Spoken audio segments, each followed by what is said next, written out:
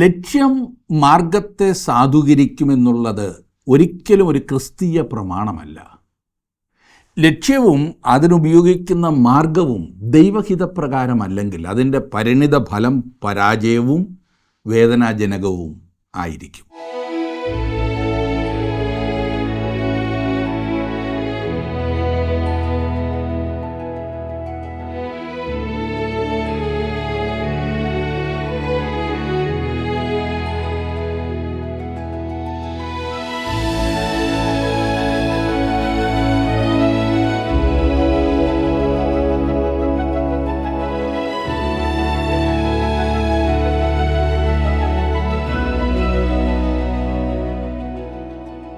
ജീവസന്ദേശത്തിൻ്റെ പ്രേക്ഷകർക്ക് ഞങ്ങളുടെ സ്വാഗതം. തങ്ങളുടെ കുഞ്ഞുങ്ങളെക്കുറിച്ചുള്ള ദൈവത്തിൻ്റെ ഉദ്ദേശങ്ങളും അവർക്ക് വേണ്ടിയുള്ള ദൈവിക പദ്ധതികളും അറിഞ്ഞു വേണം മാതാപിതാക്കൾ അവരെ വളർത്തുവാൻ. മോശയുടെ ജനനത്തിങ്കൽ ശിശു സുന്ദരൻ എന്ന് കണ്ട് രാജാവിൻ്റെ കൽപ്പന ഭയപ്പെടാതെ അവനെ 3 മാസം ഒളിപ്പിച്ചു വെച്ച മോശയുടെ അമ്മയപ്പന്മാരുടെ വിശ്വാസത്തെക്കുറിച്ച് എബ്രായ ലേഖനകർത്താവ് രേഖപ്പെടുത്തിയിരിക്കുന്നു. ഉൽപ്പത്തി പുസ്തകം 27-ാം അധ്യായം.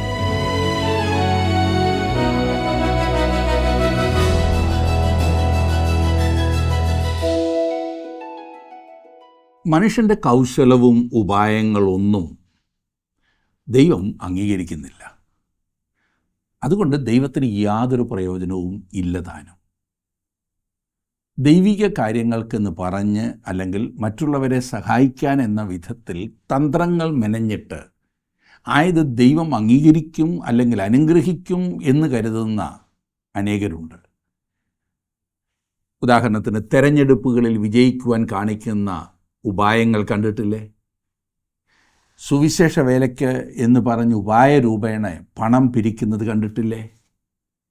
പേരിനും പെരുമയ്ക്കും പണത്തിനും വേണ്ടി ഉപായം പ്രയോഗിച്ച് ആളുകളെ കൂട്ടുവാൻ ശ്രമിക്കുന്നത് കൗശല വിദ്യകളാണ്. അങ്ങനെ കൗശലം ഉപയോഗിച്ച് ആളെ കൂട്ടിയിട്ട് ആളുകൾ കൂടിയത് ദൈവനാമ മഹത്വത്തിന് കാരണമായി എന്ന് പറഞ്ഞാൽ അതിൽ ആദ്യം തന്നെ ദൈവമില്ലല്ലോ.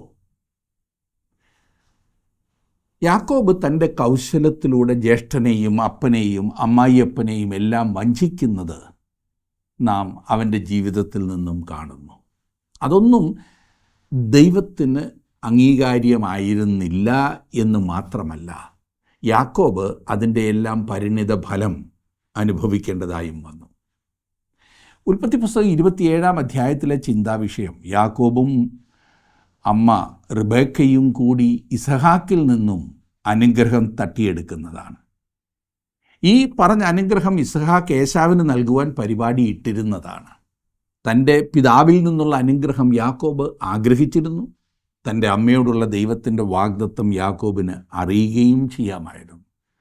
അതായത് മൂത്തവൻ ഇളയവനെ സേവിക്കും എന്നുള്ളത്. അങ്ങനെ അനുഗ്രഹം ഇതിനോടകം തന്നെ യാക്കോബിൻ്റേത് ആയതായിരുന്നു. എന്നിരുന്നാലും യാക്കോബ് ദൈവത്തിൻ്റെ നടത്തിപ്പിൽ വിശ്വസിച്ചില്ല. വാസ്തവത്തിൽ വിശ്വാസത്തിൻ്റെ കാര്യത്തിൽ അവൻ്റെ അമ്മയും അതേ വഴിയിലായിരുന്നു. അവളും ദൈവത്തിൽ വിശ്വസിച്ചില്ല. ഇനിയും അവൻ്റെ പിതാവിൻ്റെ കാര്യമെടുത്താലോ, അവനും ഈ കാര്യത്തിൽ ദൈവം പറഞ്ഞത് വിശ്വസിച്ചില്ല. വിശ്വസിച്ചിരുന്നുവെങ്കിൽ യാക്കോബിനെ വിട്ടിട്ട് ഏശാവിനെ അനുഗ്രഹിക്കുവാൻ ഇസഹാക്ക് ശ്രമിക്കുമായിരുന്നില്ലല്ലോ. ഇസഹാക്ക് തനിക്ക് വ്യക്തമായി ലഭിച്ച ദൈവവചനത്തിന് വിപരീതമായി തൻ്റെ തോന്നലുകളെയും വിശപ്പിനെയും പിന്തുടർന്നു. ഇതൊക്കെ നിങ്ങൾക്ക് പുതിയ അറിവായിരിക്കും, എന്നാലും അതല്ലേ സത്യം. ജ്യേഷ്ഠാവകാശം സ്വന്തമാക്കുവാൻ യാക്കോബ് അവലംബിച്ച മാർഗത്തെ ഒരു വിധത്തിലും ന്യായീകരിക്കുവാൻ സാധ്യമല്ല. അവൻ ചതിവും വഞ്ചനയുമാണ് ഉപയോഗിച്ചത് എന്ന് കഴിഞ്ഞ ക്ലാസ്സിൽ നാം കാണുകയുണ്ടായി. അത് തെറ്റാണ്. യാക്കോബിൻ്റെ സ്വഭാവം നിന്ദ്യമായിരുന്നു. ഹാഗാറിൻ്റെയും ഇസ്മായിലിൻ്റെയും കാര്യത്തിൽ അബ്രഹാമും സാറയും കാണിച്ച മനോഭാവത്തിന് ഒരു പ്രതിവിധി ഉണ്ടാകാതിരിക്കുന്ന അതേ അവസ്ഥ പോലെ തന്നെ യാക്കോബും ഇക്കാര്യത്തിൽ നിന്നും ഒരു ഒറ്റ നടയ്ക്കൊന്നും ഊരിപ്പോവില്ല എന്ന് പറഞ്ഞാൽ അവൻ ശിക്ഷിക്കപ്പെട്ടു എന്ന് സാരം. മുമ്പോട്ട് പഠിക്കുമ്പോൾ നാം അത് മനസ്സിലാക്കും. യാക്കോബിൻ്റെ കൗശലവും ഉപായങ്ങളും ഒന്നും ദൈവത്തിന് ഉപയോഗിക്കുവാൻ സാധ്യമല്ല. ആരുടെയും കൗശലവും ഉപായവും ദൈവം ഉപയോഗിക്കുന്നില്ല. ദൈവം വളരെ വ്യക്തമായ വിധത്തിൽ ഈ മനുഷ്യനോട് ഇടപെടുന്നത് നാം കാണുന്നതാണ്. യാക്കോബിന് തൻ്റെ പാപത്തിൻ്റെ അതേ നാണയത്തിൽ വില കൊടുക്കേണ്ടതായി വന്നു. ഉൽപ്പത്തി പുസ്തകം 27-ാം അധ്യായത്തിൽ തന്നെ നിങ്ങൾ ഇത് കാണുന്നുണ്ട്. പലർക്കും ഒരു ചിന്തയുണ്ട്, അബ്രഹാം അങ്ങനെ ചെയ്തതിനാൽ, യാക്കോബ് ഇങ്ങനെ ചെയ്തതിനാൽ, ദാവീദ് അത് ചെയ്തതിനാൽ എനിക്കും അങ്ങനെ ചെയ്യാമല്ലോ എന്ന്. ആര് ചെയ്താലും പാപം തന്നെയാണ്, അത് ശിക്ഷിക്കപ്പെടുക തന്നെ ചെയ്യും. ഉൽപ്പത്തി പുസ്തകം 26-ാം അധ്യായത്തിൽ രേഖപ്പെടുത്തിയിരിക്കുന്നത് ഏശാവിന് 40 വയസ്സായെന്നും അവൻ 2 ഹിത്യ സ്ത്രീകളെ വിവാഹം ചെയ്തു എന്നുമാണ്. ഈ കാര്യം ഇസഹാക്കിനും റെബേക്കയ്ക്കും പ്രയാസമായി. ഇപ്പോൾ മാതാപിതാക്കൾക്ക് ഒരു കാര്യം മനസ്സിലായി, അതായത് യാക്കോബ് ഹിത്യരിൽ നിന്നോ ഫെലിസ്ത്യരിൽ നിന്നോ വിവാഹം ചെയ്യാതിരിക്കണമെങ്കിൽ യാക്കോബിനെ ഇസഹാക്കിന് ഭാര്യ ലഭിച്ച ഹാരാനിൽ അബ്രഹാമിൻ്റെ കുടുംബത്തിലേക്ക് അയക്കണമെന്ന്. 27-ാം അധ്യായത്തിൽ നിന്നും ചില കാര്യങ്ങൾ നമുക്ക് ചിന്തിക്കാം. ഉൽപ്പത്തി പുസ്തകം 27-ന്റെ ആദ്യത്തെ 4 വാക്യങ്ങൾ ഞാൻ വായിക്കാം. ഇസഹാക്ക് വൃദ്ധനായി അവൻ്റെ കണ്ണ് കാണുവാൻ വഹിയാതെ വണ്ണം മങ്ങിയപ്പോൾ അവൻ ഒരു ദിവസം മൂത്ത മകനായി ഏശാവിനെ വിളിച്ച് അവനോട് മകനെ എന്ന് പറഞ്ഞു. അവൻ അവനോട് ഞാൻ ഇതാ എന്ന് പറഞ്ഞു. അപ്പോൾ അവൻ, ഞാൻ വൃദ്ധനായിരിക്കുന്നു, എൻ്റെ മരണദിവസം അറിയുന്നതുമില്ല. നീ ഇപ്പോൾ നിൻ്റെ ആയുധങ്ങളായ വില്ലും പൂടിയും എടുത്ത് കാട്ടിൽ ചെന്ന് എനിക്ക് വേണ്ടി വേട്ട തേടി എനിക്കിഷ്ടവും രുചികരവുമായ ഭോജനമുണ്ടാക്കി ഞാൻ മരിക്കും മുമ്പേ തിന്ന് നിന്നെ അനുഗ്രഹിക്കേണ്ടതിന് എൻ്റെ അടുക്കൽ കൊണ്ടുവരിക എന്ന് പറഞ്ഞു. ഈ ആഹാരം കൊടുത്തെങ്കിലേ ഇസഹാക്ക് അനുഗ്രഹിക്കൂ എന്ന് പറഞ്ഞാൽ അതിനകത്ത് ഏതോ പന്തികേടുണ്ടല്ലേ. ഇസഹാക്ക് ശ്രേഷ്ഠനായ ഒരു മനുഷ്യനായിരുന്നു എന്ന് നാം കണ്ടതാണ്. ഞാൻ തന്നെ അത് പറഞ്ഞതാണ്. അബീമേലെക്കും ഫെലിസ്ത്യരും ഇസഹാക്കിനെ ഭയപ്പെടുകയാൽ അവനുമായി ഒരു ഉടമ്പടി ഉണ്ടാക്കുവാൻ അവൻ്റെ അടുക്കൽ വന്നതായിരുന്നു. ഇസഹാക്ക് ക്ഷമാശീലനും സമാധാനപ്രിയനും ആയിരുന്നെങ്കിൽ തന്നെ ശക്തനും പ്രഗത്ഭനും കൂടിയായിരുന്നു. എന്നാൽ ഇവിടെ ഞാൻ ഇപ്പോൾ വായിച്ച ഈ ഭാഗത്ത് അവൻ ജഡത്തിൻ്റെ ബലഹീനതയാണ് കാണിക്കുന്നത്. ഇത് മനുഷ്യൻ്റെ ഒരു പ്രത്യേകത തന്നെയാണ്. ഇസഹാക്കിൻ്റെ ജീവിതകാലം മുഴുവനും ഏശാവായിരുന്നു അവൻ്റെ ഇഷ്ടപുത്രൻ. അതേസമയം റിബേക്കയുടെ ഇഷ്ടപുത്രൻ യാക്കോബും. ഏശാവ് കൂടുതൽ സമയവും വീടിനു വെളിയിൽ ചെലവഴിച്ചു. അവൻ മടങ്ങി വരുമ്പോൾ വേട്ടയാടി പിടിച്ച ഒരു മ്ലാവോ മുയലോ അതുപോലെ രുചികരമായ എന്തെങ്കിലും ഒരു ഇറച്ചിയും കൊണ്ടാണ് വന്നിരുന്നത്. അതുമാത്രമല്ല, അത് രുചികരമായി പാകം ചെയ്യാനും ഏശാവിന് അറിയാമായിരുന്നു. അവൻ്റെ അപ്പൻ അത് വലിയ ഇഷ്ടമായിരുന്നു. ഇപ്പോൾ ഇസഹാക്ക് വൃദ്ധനായി, കണ്ണും കാണത്തില്ല. അവന് തൻ്റെ ഇഷ്ടപുത്രനെ ഒന്ന് അനുഗ്രഹിക്കണം. മൂത്തവൻ ഇളയവനെ സേവിക്കുമെന്ന ദൈവത്തിൻ്റെ വാഗ്ദത്തം ഇസഹാക്കിന് വളരെ വ്യക്തമായിട്ട് അറിയാമായിരുന്നു. എന്നാൽ ഇസഹാക്ക് ആ കാര്യത്തെ ഇപ്പോൾ മറികടക്കുകയാണ്. എന്തിനാണ് മറികടക്കുന്നത്? നല്ല ഭക്ഷണം. ഏശാവിനെ അനുഗ്രഹിക്കുവാനാണ് അവന് താല്പര്യം.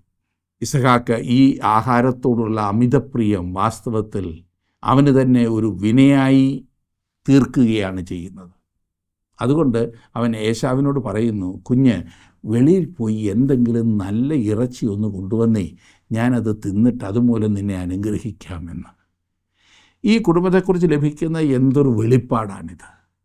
വളരെ സ്വാർത്ഥമായ ഒരു നിലപാടാണ് ഇസഹാക്കിൻ്റെതില്ലേ. ഇങ്ങനെയുള്ള അനേകരുണ്ട്. ഏതെങ്കിലും ഒരു സ്വഭാവ വൈകല്യം കാണും, ഒരു വീക്ക്നെസ് എന്നൊക്കെ പറയില്ലേ, അതവരുടെ ജീവിതത്തെ തന്നെ നശിപ്പിക്കും. ചിലർക്കത് ഭക്ഷണമാണ്, ചിലർക്കത് മദ്യമാണ്, ചിലർക്കത് ഓരോരോ വിനോദങ്ങളാണ്, എന്തുമാകാം. അധികമായാൽ അമൃതും വിഷമെന്നാണല്ലോ. ഭക്ഷണം വേണം, പക്ഷേ ദൈവഹിതത്തിനപ്പുറത്തേക്ക് നമ്മെ കൊണ്ടുപോകുന്ന വിധത്തിൽ ഈ പറഞ്ഞതൊന്നും ആകരുത്. ഉൽപ്പത്തി പുസ്തകത്തിലെ ഈ 2ാമത്തെ പ്രധാന ഭാഗത്ത് പ്രവേശിച്ചപ്പോൾ മുതൽ ഈ കുടുംബ വഴക്ക് നിങ്ങൾ ശ്രദ്ധിച്ചോ? ഹാഗാറിനെ ചൊല്ലി അബ്രഹാമിൻ്റെ കുടുംബത്തിൽ വഴക്കായി. ഇവിടെ ഇതാ ഈ ഇരട്ടക്കുട്ടികൾ മൂലം കുടുംബത്തിൽ വലിയ പ്രശ്നം. 27-ാം അധ്യായത്തിൻ്റെ 5 മുതലുള്ള വാക്യങ്ങൾ. ഇസഹാക്ക് തൻ്റെ മകനായ ഏശാവിനോട് പറയുമ്പോൾ റിബേക്ക കേട്ടു. ഏശാവോ വേട്ട തേടി കൊണ്ടുവരുവാൻ കാട്ടിൽ പോയി. റിബെക്ക തൻ്റെ മകനായ യാക്കോബിനോട് പറഞ്ഞത്, നിൻ്റെ അപ്പൻ നിൻ്റെ സഹോദരനായ ഏശാവിനോട് സംസാരിച്ചു. ഞാൻ എൻ്റെ മരണത്തിനു മുമ്പേ തിന്ന് നിന്നെ യഹോവയുടെ മുമ്പാകെ അനുഗ്രഹിക്കേണ്ടതിന് നീ വേട്ടയിറച്ചി കൊണ്ടുവന്ന് രുചികരമായ ഭോജനം ഉണ്ടാക്കി തരിക എന്ന് പറയുന്നത് ഞാൻ കേട്ടു. ആകയാൽ മകനെ, നീ എൻ്റെ വാക്ക് കേട്ട് ഞാൻ നിന്നോട് കൽപ്പിക്കുന്നത് ചെയ്യുക. ഇസഹാക്ക് ഏശാവിനോട് പറയുന്നത് റിബെക്ക ശ്രദ്ധിച്ചു. യാക്കോബായിരുന്നല്ലോ അവളുടെ ഇഷ്ടപുത്രൻ. അതുകൊണ്ട് അവൾ ഈ ചതിയൻ പദ്ധതി ഇപ്പോൾ ഉണ്ടാക്കുകയാണ്. ഇത് തികച്ചും നീചവും നിന്ദ്യവുമായ പ്രവൃത്തിയായിരുന്നു. യാതൊരു കാരണവശാലും മാപ്പർഹിക്കുന്ന കാര്യമല്ലായിരുന്നു. ദൈവം ചരിത്രമായി ഇവിടെ ഇത് രേഖപ്പെടുത്തുക മാത്രമാണ്. എന്നാൽ അവൻ ഇതിനെ കുറ്റം വിധിക്കുവാൻ പോകുകയാണ്. ഓർക്കുക, ഇവിടെ ചെയ്തതായ ഈ കാര്യങ്ങൾക്കും ഈ വഞ്ചനയ്ക്കും ചതിക്കുമെല്ലാം ശരിയായ തിരിച്ചടിയുണ്ടായി. തുടർന്ന് റിബെക്ക അവനോട് പറയുന്ന കാര്യങ്ങൾ വായിക്കുക. ഏതായാലും അവർ അഭിമുഖീകരിച്ച പ്രതിസന്ധികൾക്കെല്ലാം തങ്ങളുടേതായ ഓരോ പരിഹാരങ്ങളും അവർ കണ്ടുപിടിച്ചു. അങ്ങനെ ആട്ടിൻതോലും പുതച്ച് യാക്കോബ് അപ്പൻ്റെ അടുത്തേക്ക് പോവുകയാണ്. കൊടും ചതിയല്ലേ ഇവിടെ കാണുന്നത്. ദൈവഹിതം അറിഞ്ഞിട്ടും അതനുസരിക്കാതെ തൻ്റെ ജഡത്തിനനുസരിച്ച് പോയ ഇസഹാക്കിന് വേറൊരു ചതിയാൽ തിരിച്ചടി കിട്ടി.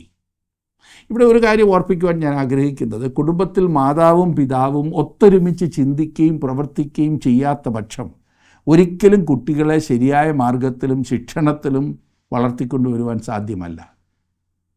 പല ഭവനങ്ങളിലും ഇതിനൊരു വേദിയില്ല. പലയിടത്തും ഇതൊരു തമാശ പോലെയാണ്. മോനെ, മക്കൾക്ക് പപ്പായോടാണോ മമ്മിയോടാണോ കൂടുതൽ ഇഷ്ടം? പല ഭവനങ്ങളിലും കുഞ്ഞുങ്ങളെ തെറ്റിക്കാറുണ്ട് ഈ ചോദ്യം.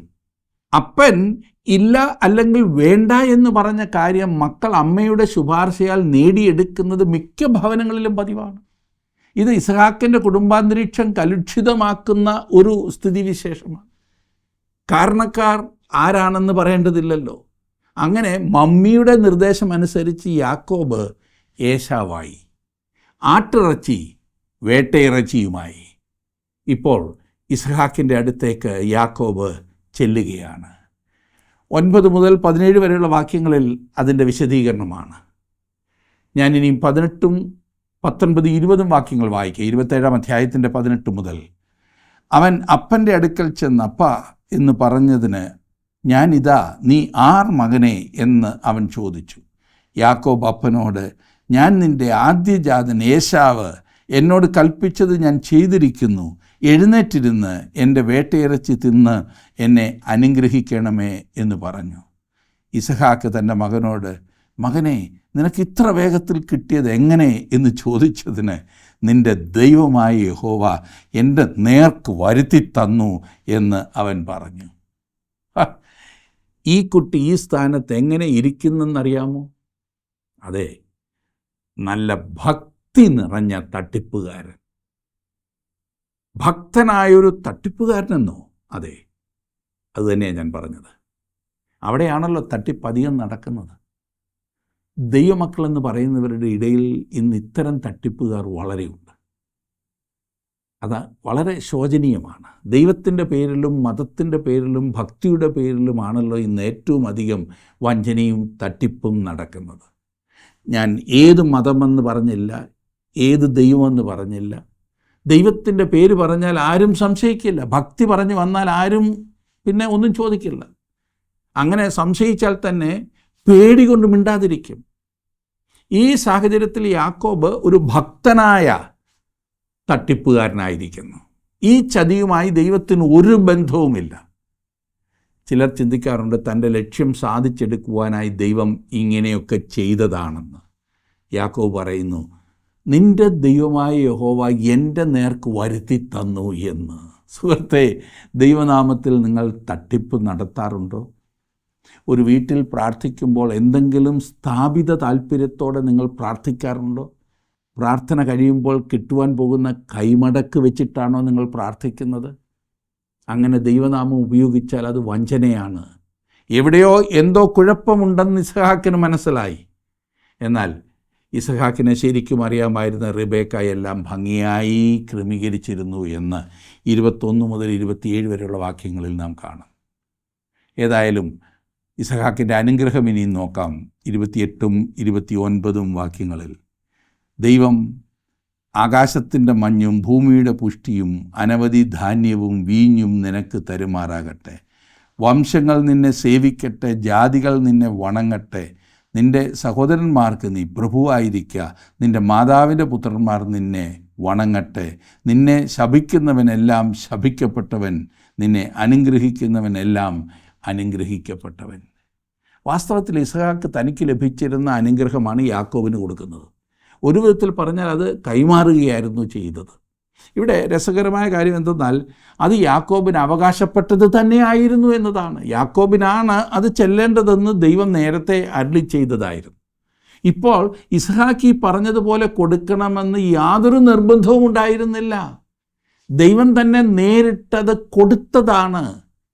ദൈവം യാക്കോബിനെ അനുഗ്രഹിച്ചു കഴിഞ്ഞിരുന്നു. ഈ ചതി ദൈവം അംഗീകരിക്കുന്നതേയില്ല. 30-ാം വാക്യം മുതൽ ഇസഹാക്ക് യാക്കോബിനെ അനുഗ്രഹിച്ചു കഴിഞ്ഞപ്പോൾ യാക്കോബ് തൻ്റെ അപ്പനായ ഇസഹാക്കിൻ്റെ മുമ്പിൽ നിന്ന് പുറപ്പെട്ടു. ഉടനെ അവൻ്റെ സഹോദരൻ ഏശാവ് വേട്ട കഴിഞ്ഞ് മടങ്ങി വന്നു. അവനും രുചികരമായ ഭോജനമുണ്ടാക്കി അപ്പൻ്റെ അടുക്കൽ കൊണ്ടുവന്ന അപ്പനോട്, അപ്പൻ എഴുന്നേറ്റ് മകൻ്റെ വേട്ടയിറച്ചി തിന്ന് എന്നെ അനുഗ്രഹിക്കണമേ എന്ന് പറഞ്ഞു. അവൻ്റെ അപ്പനായ ഇസഹാക്ക് അവനോട്, നീ ആരെന്ന് ചോദിച്ചതിന് ഞാൻ നിൻ്റെ മകൻ, നിൻ്റെ ആദ്യജാതൻ ഏശാവ് എന്നവൻ പറഞ്ഞു. അപ്പോൾ ഇസഹാക്ക് അത്യന്തം ഭ്രമിച്ച് നടുങ്ങി. എന്നാൽ വേട്ട തേടി എൻ്റെ അടുക്കൽ കൊണ്ടുവന്നവൻ ആർ? നീ വരും മുമ്പേ ഞാൻ സകലവും തിന്ന് അവനെ അനുഗ്രഹിച്ചിരിക്കുന്നു, അവൻ അനുഗ്രഹിക്കപ്പെട്ടവനാകും എന്ന് പറഞ്ഞു. ഇപ്പോൾ ചിലർക്കൊരു സംശയമുണ്ടാക്കാം, അതായത് ഈ വേട്ടയിറച്ചി ആട്ടിറച്ചി പോലെ ഇരിക്കുമോ എന്ന്. മിക്കവാറും അതങ്ങനെ തന്നെയാണ്. ചില കാട്ടിറച്ചിക്ക് വ്യത്യസ്തമായ രുചി ഉണ്ടാകും. ഏതായാലും താൻ വാസ്തവത്തിൽ വഞ്ചിക്കപ്പെട്ടു എന്ന് ഇസഹാക്ക് പെട്ടെന്ന് മനസ്സിലാക്കും. ഏശാവ് ആകെ തകരുന്നു. അവൻ പൊട്ടിക്കരയുന്നു. എന്തെങ്കിലും അനുഗ്രഹത്തിന് വേണ്ടി അവൻ കേണപേക്ഷിക്കുന്നു. ആ നിലവിളിക്കൊരു മറുപടിയുമില്ലാതെ ഇരുന്നു. വാസ്തവത്തിൽ അവൻ നേരത്തെ തന്നെ ഈ അനുഗ്രഹം നഷ്ടപ്പെടുത്തി കളഞ്ഞതായിരുന്നു. ഇപ്പോൾ ഇനിയും ദുഃഖിച്ചിട്ട് കാര്യമില്ല. ഇവിടെ വേറൊരു കാര്യം ഇസഹാക്ക് ഇപ്പോൾ മനസ്സിലാക്കി. ഇസഹാക്കിന് വേണമായിരുന്നെങ്കിൽ യാക്കോബ് എന്നെ ചതിച്ചതാണ്, ഞാൻ അവനെ ശപിക്കുവാൻ പോകുകയാണെന്ന് പറഞ്ഞ് ശാപവാക്കുകൾ പറയാമായിരുന്നില്ലേ? അതവൻ ചെയ്തില്ല. അവൻ മനസ്സിലാക്കി താൻ ചെയ്തത് തെറ്റാകുന്നു. അതുകൊണ്ട് അവൻ പറയുകയാണ്, ഞാൻ ആരെ അനുഗ്രഹിച്ചോ അവൻ അനുഗ്രഹിക്കപ്പെട്ടവനാകുമെന്ന്. അവൻ ഒരിക്കലും ആ വാക്ക് മാറുന്നില്ല. തൻ്റെ തെറ്റ് അവൻ മനസ്സിലാക്കിയതിൻ്റെ ഒരു നല്ല തെളിവാണത്. ഞാൻ ഇനിയും 41, 42, 43 വാക്യങ്ങൾ വായിക്കുകയാണ്. ആ ഭാഗം ശ്രദ്ധിച്ചാട്ടെ. തൻ്റെ അപ്പൻ യാക്കോബിനെ അനുഗ്രഹിച്ച അനുഗ്രഹം നിമിത്തം ഏശാവ് അവനെ ദ്വേഷിച്ചു. അപ്പനെക്കുറിച്ച് ദുഃഖിക്കുന്ന കാലം അടുത്തിരിക്കുന്നു. അപ്പോൾ ഞാൻ എൻ്റെ സഹോദരനായ യാക്കോബിനെ കൊല്ലും എന്ന് ഏശാവ് ഹൃദയത്തിൽ പറഞ്ഞു. മൂത്ത മകനായ ഏശാവിൻ്റെ വാക്ക് റിബേക്ക അറിഞ്ഞപ്പോൾ അവൾ ഇളയ മകനായി യാക്കോബിനെ ആളയച്ച് വിളിപ്പിച്ച് അവനോട് പറഞ്ഞത്, നിൻ്റെ സഹോദരൻ ഏശാവ് നിന്നെ കൊന്ന് പക വീട്ടുവാൻ ഭാവിക്കുന്നു. ആകയാൽ മകനെ, എൻ്റെ വാക്ക് കേൾക്ക. നീ എഴുന്നേറ്റ് ഹാരാനിൽ എൻ്റെ സഹോദരനായ ലാബാൻ്റെ അടുക്കലേക്ക് ഓടിപ്പോക എന്ന് പറഞ്ഞു. ഏശാവ് ഇപ്പോൾ ചിന്തിക്കുന്നത്, തൻ്റെ പിതാവിന് പ്രായമായി, ഇനി അവൻ അധികം നാൾ ജീവിച്ചിരിക്കുകയില്ല. തൻ്റെ പിതാവ് മരിച്ചു കഴിഞ്ഞാൽ താൻ യാക്കോബിനെ വകവരുത്തും എന്നാണ്. ഇതായിരുന്നു അവൻ്റെ ചിന്ത. സത്യത്തിൽ അവനത് മറ്റുള്ളവരോട് പറഞ്ഞു കാണും. 42, 43 വാക്യങ്ങളിൽ നാം വായിക്കുന്നു, മൂത്ത മകനായ ഏശാവിൻ്റെ വാക്ക് റിബേക്ക അറിഞ്ഞപ്പോൾ അവൾ ഇളയ മകനായ യാക്കോബിനെ ആളയച്ച് വിളിപ്പിച്ച് അവനോട് പറഞ്ഞത്, നിൻ്റെ സഹോദരൻ ഏശാവ് നിന്നെ കൊന്ന് പക വീട്ടുവാൻ ഭാവിക്കുന്നു. ആകയാൽ മകനെ, എൻ്റെ വാക്ക് കേൾക്ക. നീ എഴുന്നേറ്റ് ഹാരാനിൽ എൻ്റെ സഹോദരനായ ലാബാൻ്റെ അടുക്കലേക്ക് ഓടിപ്പോക. ഇവിടെ ഇതാ റിബേക്ക സ്വന്തമായി കാര്യങ്ങൾ കൈകാര്യം ചെയ്യുവാൻ വീണ്ടും തത്രപ്പെടും. ഇന്നും ദൈവത്തിൽ ആശ്രയിക്കുവാൻ അവൾ പഠിച്ചിട്ടില്ല എന്നതാണ് വാസ്തവം. അവൾ യാക്കോബിനോട് പറയുന്നു, നീ ഈ വീട് വിട്ടേ മതിയാകൂ. ഈ സംഭവത്തിൽ അവളുടെ പങ്കിൻ്റെ ശിക്ഷ അവൾ വാങ്ങിയേ തീരൂ. ഇതവൾ അറിയുന്നത് പോലുമില്ല. അവൾ തൻ്റെ ഇഷ്ടപ്രിയപുത്രനെ പിന്നെ ഒരിക്കലും കണ്ടിട്ടില്ല. അവൾ പറഞ്ഞത് കുറേ നാളത്തേക്ക് ഞാൻ നിന്നെ അയക്കുന്നു എന്നാണ്. എന്നാൽ അതൊരു നീണ്ട കാലയളവായിപ്പോയി. അവൻ തിരികെ വരുന്നതിന് മുൻപ് റിബേക്ക മരിച്ചു. ഈ ഭവനത്തിൻ്റെ അന്തരീക്ഷം ഓർത്തിട്ട് തന്നെ ശ്വാസം മുട്ടുന്നില്ലേ? ഞാൻ പല പ്രാവശ്യം ഓർപ്പിച്ചതുപോലെ യാക്കോബ് റിബേക്കയുടെ ഇഷ്ടപുത്രനായിരുന്നു. അവൻ അവളുടെ സഹോദരനായ ലാബാൻ്റെ അടുത്തേക്ക് ചെല്ലണമെന്ന് റിബേക്ക ആഗ്രഹിച്ചു. ഇവിടെ എത്ര യാക്കോബ് തൻ്റെ പാഠം പഠിക്കുവാൻ പോകുന്നത്? അവൻ അവിടെ തനിയെ കയറി ചെന്ന് ഇതുവരെ ചെയ്ത തെറ്റുകളുടെ എല്ലാം ശിക്ഷ വാങ്ങുവാൻ പോവുകയാണ്.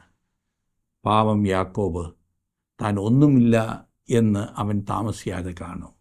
അവൻ അവിടെ കിടന്നുകൊണ്ട് ദൈവത്തോട് കരയുവാൻ പോകുകയാണ്. കൗശലക്കാരുടെ അഥവാ മറ്റുള്ളവരെ വഞ്ചിക്കുന്നവരുടെ അനുഭവം ഇതുതന്നെയാണ്. നമുക്കൊരു വലിയ പാഠമാണ് ഇവിടെ കാണുവാൻ സാധിക്കുന്നത്. 44, 45 വാക്യങ്ങൾ കൂടി ഞാൻ വായിക്കട്ടെ. നിൻ്റെ സഹോദരൻ്റെ ക്രോധം ശമിക്കുവോളം കുറേ നാൾ അവൻ്റെ അടുക്കൽ പാർക്ക.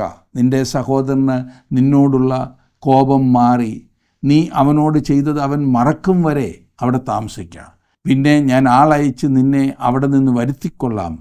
ഒരു ദിവസം തന്നെ നിങ്ങൾ ഇരുവരും എനിക്കില്ലാതെയാകുന്നത് എന്തിന്? ഒരു കുടുംബജീവിതത്തിൻ്റെ പാളിച്ചകളിൽ ചിലത് ഈ ഭാഗത്ത് നാം വ്യക്തമായി കാണുന്നു. എന്തൊരു വേദന, എത്ര വലിയ സംഘർഷം! ഇതൊക്കെയും ഭാര്യ ഭർത്താക്കന്മാർ തമ്മിൽ വേണ്ട വിധത്തിൽ ആശയവിനിമയം നടത്താത്തതിൻ്റെ കുഴപ്പങ്ങളല്ലേ? റിബേക്ക പറഞ്ഞത് തന്നെ ശ്രദ്ധിച്ചോ? അവൾ യാക്കോബിനെ കുറേ നാളത്തേക്ക് അയക്കുമെന്ന്. ആ കുറേ ദിവസങ്ങളെന്ന് പറയുന്നത് 20 വർഷങ്ങളായി നീണ്ടു. ആ ഇടവേളയിൽ റിബേക്ക തൻ്റെ പൊന്നുമോനെ കാണാതെ ഈ ലോകത്തിൽ നിന്നും മാറ്റപ്പെട്ടു. യാക്കോബ് പോയതിനു ശേഷം ആ ഭവനത്തിൻ്റെ അന്തരീക്ഷം ഒന്ന് ചിന്തിക്കാമോ? അമ്മയെ ഒട്ടും കരുതാത്ത ഏശാവും അവൻ്റെ ഭാര്യമാരും. റിബേക്ക വാസ്തവത്തിൽ തീ തിന്ന് കഴിഞ്ഞിരുന്നു എന്നതിന് സംശയമില്ല. ഒരു കാര്യം നേടിയെടുക്കുവാൻ അവലംബിക്കുന്ന മാർഗത്തെ അതിൻ്റെ ഫലം കൊണ്ട് ന്യായീകരിക്കുവാൻ ശ്രമിക്കുന്നവരുടെ സ്ഥിതിയാണിത്. എനിക്ക് തടസ്സമായി നിൽക്കുന്ന വ്യക്തിയെ ഏത് വിധേനയും നശിപ്പിക്കുക, കാര്യം കാണുക, എന്തെല്ലാം പ്രതിസന്ധികളിലൂടെ കടന്നു പോകേണ്ടി വന്നാലും ദൈവഹിതമല്ലാത്ത ഒരു മാർഗവും ഞാൻ അവലംബിക്കില്ല എന്ന് നിങ്ങൾ തീരുമാനിക്കുമെങ്കിൽ നിങ്ങളെപ്പോലെ അനുഗ്രഹിക്കപ്പെട്ടൊരു വ്യക്തി കാണില്ല സുഹൃത്തെ. ദൈവകരങ്ങളിലേക്ക് സമർപ്പിക്കൂ. കള്ളം പറഞ്ഞും കൈക്കൂലി കൊടുത്തും കൈക്കൂലി വാങ്ങിയും ശുപാർശ ചെയ്തുമൊക്കെ കാര്യം കണ്ടിട്ട് അത് നന്മയ്ക്കായി പരിണമിച്ചു എന്ന് പറയരുതേ. അത് ദൈവത്തിൻ്റെ മാർഗമല്ല. ദൈവം അതൊട്ട് അംഗീകരിക്കുകയുമില്ല. ഇന്നല്ലെങ്കിൽ നാളെ അതിൻ്റെ പ്രത്യാഘാതങ്ങൾ നാം അനുഭവിച്ചേ മതിയാകൂ. ദൈവഹിതപ്രകാരമുള്ള ഒരു വിശുദ്ധ ജീവിതമാണ് ദൈവം തൻ്റെ മക്കളിൽ നിന്നും ആഗ്രഹിക്കുന്നത്. അതിൽ കുറഞ്ഞതൊന്നും വേണ്ട. എത്ര നല്ല കാര്യത്തിന് വേണ്ടിയിട്ടാണെങ്കിലും തെറ്റാണ്. അത് ദൈവം കണ്ണടച്ച് വിടില്ല. സൂക്ഷിക്കുക. 27-ാം അധ്യായം ഇങ്ങനെ അവസാനിപ്പിക്കുന്നത് 46-ാം വാക്യം. പിന്നെ റിബേക്ക ഇസഹാക്കിനോട്, ഈ ഹിത്യ സ്ത്രീകൾ നിമിത്തം എൻ്റെ ജീവൻ എനിക്ക് അസഹ്യമായിരിക്കുന്നു. ഈ ദേശക്കാരത്തികളായ ഇവരെപ്പോലെയുള്ളൊരു ഹിത്യ സ്ത്രീയെ യാക്കോബ് വിവാഹം കഴിച്ചാൽ ഞാൻ എന്തിനു ജീവിക്കുന്നു എന്ന് പറഞ്ഞു. ഏശാവ് ദൈവമില്ലാത്ത വിജാതീയരായ സ്ത്രീകളെ വിവാഹം ചെയ്തിരുന്നു. ഈ പ്രശ്നം ഭവനത്തിൽ വലിയ വേദന വരുത്തിക്കൊണ്ടുവരികയാണ്. റിബേക്ക ഈ കാര്യത്തിൽ ആകെ തകർന്നു കഴിഞ്ഞിരുന്നു. അവൾ ആകെ പ്രശ്നത്തിലാണ്. ഇപ്പോൾ അവൾ ഇസഹാക്കിനോട് പറയുകയാണ്, യാക്കോബും ഇങ്ങനെ ഇവിടെ കഴിഞ്ഞാൽ അവനും ഇതേ കാര്യം ചെയ്യും. അതായത് ഈ നാട്ടിൽ നിന്ന് തന്നെ വിവാഹം ചെയ്യും. ഏശാവിൽ നിന്നും യാക്കോബിനെ രക്ഷിക്കുവാൻ ഇതൊരു ഉപാധിയായി റിബേക്ക കാണുകയാണ്. അതുകൊണ്ട് ഇതുവരെ ഇല്ലാതിരുന്ന ഒരു ആലോചനാ യോഗം ഇപ്പോൾ വീട്ടിലുണ്ടാകുന്നു. ഇവിടെയും റിബേക്ക തൻ്റേതായ ലക്ഷ്യം സാധിക്കുവാനുള്ള പരിപാടിയാണെന്ന് ഓർക്കണം. അതായത് യാക്കോബിനെ റിബേക്കയുടെ സഹോദരനായ ലാബാൻ്റെ അടുത്തേക്ക് അയക്കുവാൻ അവൾ ചിന്തിക്കുന്നു. അബ്രഹാം തൻ്റെ ദാസനെ അയച്ചതോർക്കുന്നില്ലേ? ഇവിടെ ഇപ്പോൾ യാക്കോബിൻ്റെ ജീവനും രക്ഷിക്കാം, വിവാഹവും നടത്താം. ഇതത്രേ റിബേക്ക ചിന്തിക്കുന്നത്. എന്നെ ശ്രദ്ധിക്കുന്ന പ്രിയ സുഹൃത്തെ, മനുഷ്യൻ്റെ വഴികൾ എത്രമാത്രം വളഞ്ഞവയാകുന്നു. നേരായ പാതകളിൽ മാത്രമാണ് ദൈവം നമ്മെ നടത്തുന്നത്. ദൈവഹിതപ്രകാരം ജീവിക്കുവാൻ നമുക്ക് നമ്മുടെ ജീവിതത്തെ സമർപ്പിക്കാം. വിശുദ്ധ ജീവിതം, നമ്മുടെ കുടുംബാന്തരീക്ഷം ദൈവഹിതപ്രകാരമാകട്ടെ. തലമുറകൾ ദൈവത്തെ അറിഞ്ഞ് വിശുദ്ധിയിൽ ജീവിക്കുവാൻ നമുക്ക് പ്രോത്സാഹിപ്പിക്കാം. അതുമാത്രമാണ് നമുക്ക് അനുഗ്രഹമാകുന്നത്. ദൈവം നിങ്ങളെ അതിനായി അനുഗ്രഹിക്കട്ടെ.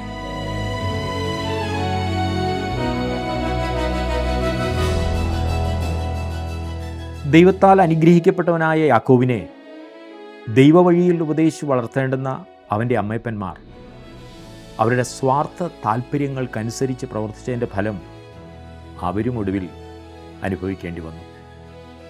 ബാലൻ നടക്കേണ്ടുന്ന വഴിയിൽ അവനെ അഭ്യസിപ്പിക്കുക, അവൻ വൃദ്ധനായാലും അത് വിട്ടുമാറുകയില്ല എന്നുള്ള തിരുവചനം മാതാപിതാക്കളുടെ ഉത്തരവാദിത്തമാണ് പ്രധാനമായും ഓർമ്മിപ്പിക്കുന്നത്.